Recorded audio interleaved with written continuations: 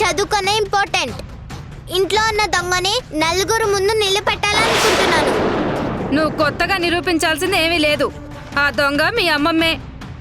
ఏం కాదు, మా అమ్మమ్మ పర్సనాలిటీకి ఈ ఫోటోలో ఉన్న పర్సనాలిటీకి చాలా తేడా ఉంది. కొన్ని ఫోటోల్లో అసలు పోలికలే లేవు. ఓహో, అయితే ఇదంతా చేసింది మీ అమ్మమ్మ కాదంటావు. మరెవరు? ఎవరైనా కావచ్చు, నువ్వైనా కావచ్చు. ఏంటే పెద్ద పెద్ద మాటలు మాట్లాడుతున్నావు? చదువుకోవడానికి స్కూల్కి వెళ్లకుండా ఇంట్లో కూర్చుని ఈ పనులన్నేంటి? మీ తాతయ్యని పిలవమంటావా, లేకపోతే మీ అమ్మ నాన్నలకు ఫోన్ చేసి చెప్పమంటావా? ఇంకా ఆపుతావా నాన్నమ్మ?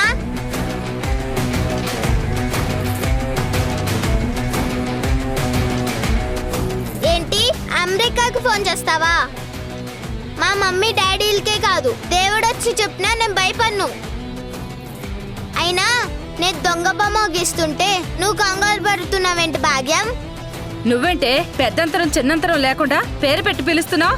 నా పని కట్ట పెడితే నేవెళ్ళైనా ఇలానే పిలుస్తాను.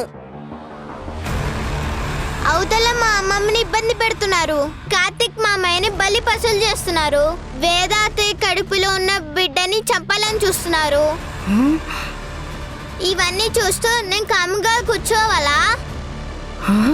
అమ్మో, దీనికి కోపం వస్తే అన్నయ్యకి నా గురించి చెప్పినా చెప్తుంది. బుజ్జగించి ఇక్కడి నుంచి పంపించేద్దాం. అది కాదు మోక్ష, నువ్వు చిన్నపిల్లవు కదమ్మా. ఇలాంటి పనులన్నీ నువ్వు చేయకూడదు. నువ్వు చక్కగా స్కూల్కి వెళ్ళి చదువుకోవాలి, ఇంట్లో ఉంటే హోంవర్క్ చేసుకోవాలి. అంతేకాని ఇలాంటి పనులన్నీ నీకెందుకమ్మా? ఇంకా ఆపుతావా? అమ్మమ్మకి అంత అన్యాయం జరుగుతుంటే నేను స్కూల్కి వెళ్ళి ఎలా చదువుకుంటాను? నువ్వు నాకు పిచ్చి సలహాలు ఇయ్యకు. చిన్న పిల్లని నేను కాదు, నువ్వే. ఏంటే చిన్నపిల్లవని ఊరుకుంటుంటే రెచ్చిపోతున్నావు? నేను మీ తాత చెల్లెల్ని, తెలుసా? నన్ను ఎదిరించావంటే మా అన్నయ్య అస్సలు ఊరుకోడు.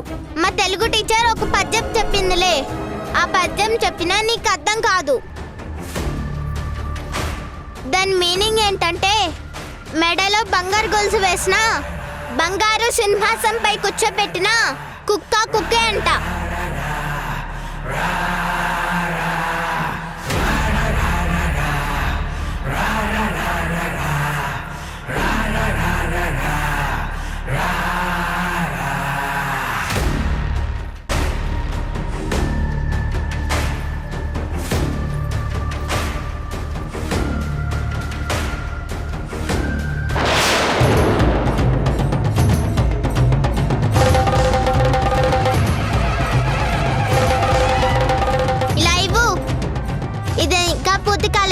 పూర్తయ్యాక నీకే కాదు, ఇంట్లో అందరికీ చూపిస్తాను.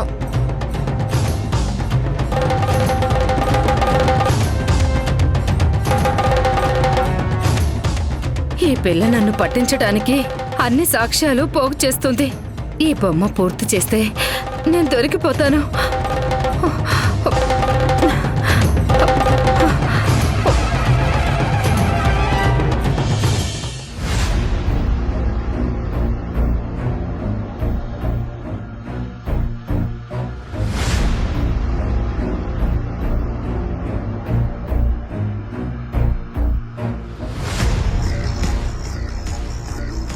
ఈవిడిగారేంటి నాకంటే ఎక్కువ ఫీల్ అయిపోతుంది?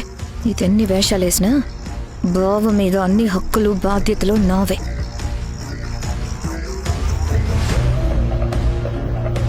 మాలిని, నువ్వు ఇక్కడేం చేస్తున్నావు? కార్తిక్ కోసం వచ్చాను వీణా, నన్ను లోపలికి వెళ్ళనివ్వడం లేదు. పాపం కార్తిక్ సెల్లో ఉండి ఎంత బాధపడుతున్నాడో. తన గురించి నువ్వెందుకు బాధపడుతున్నావు? తనకు ఒక ఫ్యామిలీ ఉంది, తనని ఎలా విడిపించాలో వాళ్ళు చూసుకుంటారు. అది కాదు వీణా. నువ్వు ఇంకేం చెప్పద్దు. కార్తిక్ నా బావ, తన కష్టంలోనూ సుఖంలోనూ నేను పార్ట్నర్ని. తను సక్సెస్ అయినప్పుడు చప్పట్లు కొట్టాల్సింది నేనే, తనకి కష్టం వచ్చినప్పుడు ఓదార్చాల్సింది కూడా నేనే. ఆ హక్కు ఇంకెవ్వరికీ లేదు. కార్తిక్కి కాస్త ధైర్యంగా ఉంటుందని వచ్చాను వినా, కానీ పోలీసులు కొట్టారు. పెదనాన్నకు కూడా ఫోన్ చేసి చెప్పాను, లాయర్తో మాట్లాడతానన్నారు. చూడు మాలిని, మా బావ గురించి పట్టించుకోవడానికి నేనున్నానని చెప్తున్నాను కదా. నువ్వు అనవసరంగా ఫీల్ అయిపోకు. అయినా వయసులో ఉన్న ఆడపిల్లవి ఇలా పోలీస్ స్టేషన్లో చుట్టూ తిరిగితే చూసేవాళ్ళు ఏమనుకుంటారు? నలుగురు నీ గురించి నానా రకాలుగా మాట్లాడుకుంటే మీ ఫ్యామిలీకి ఎంత చెడ్డ పేరు వస్తుంది. మీ ఫ్యామిలీకే కాదు, నువ్వు మా కంపెనీలో పనిచేస్తున్నావు కాబట్టి మా కంపెనీ కూడా చెడ్డ పేరు వస్తుంది. నువ్వు మా బావ మీద కాన్సంట్రేషన్ తగ్గించి ఆఫీస్ వర్క్ మీద ఫోకస్ పెట్టు. వెళ్ళిక్కడి నుంచి.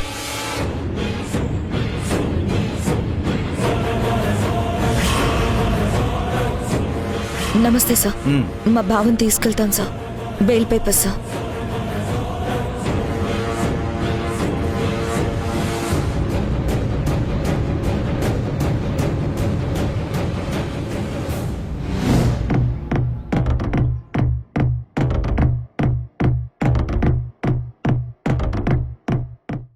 కానిస్టేబుల్,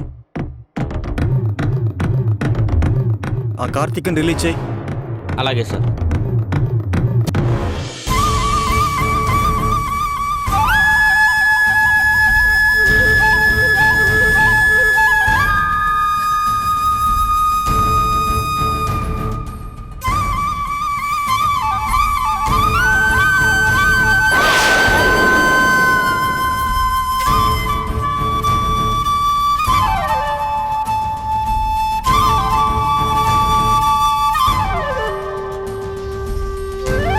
సారీ బావా, నిన్ను రిలీజ్ చేయించడానికి టైం పట్టింది.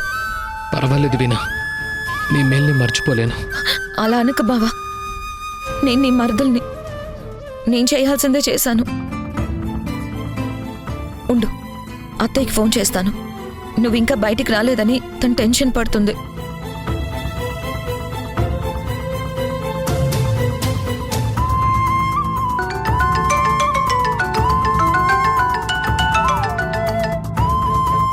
హలో అత్తయ్య, ఇప్పుడే పోలీస్ స్టేషన్కి వచ్చాను. బెయిల్ ఇచ్చి బావని విడిపించాను. చాలా సంతోషంగా ఉంది వీణా. ఫోన్ కార్తిక్ ఇవ్వు. బావా, అత్తయ్య నీతో మాట్లాడుతుందంట.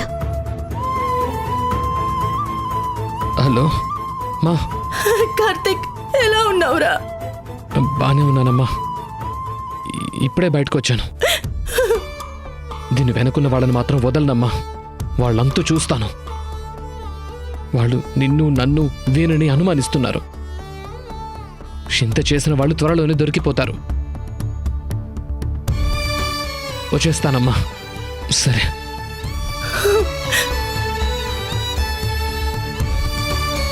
బావా,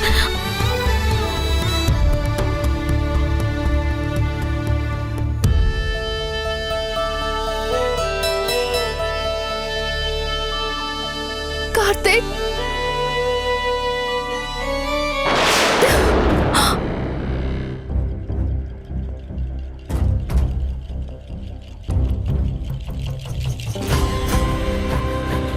నువ్వు రిలీజ్ అయ్యావు. నాకంతే చాలు.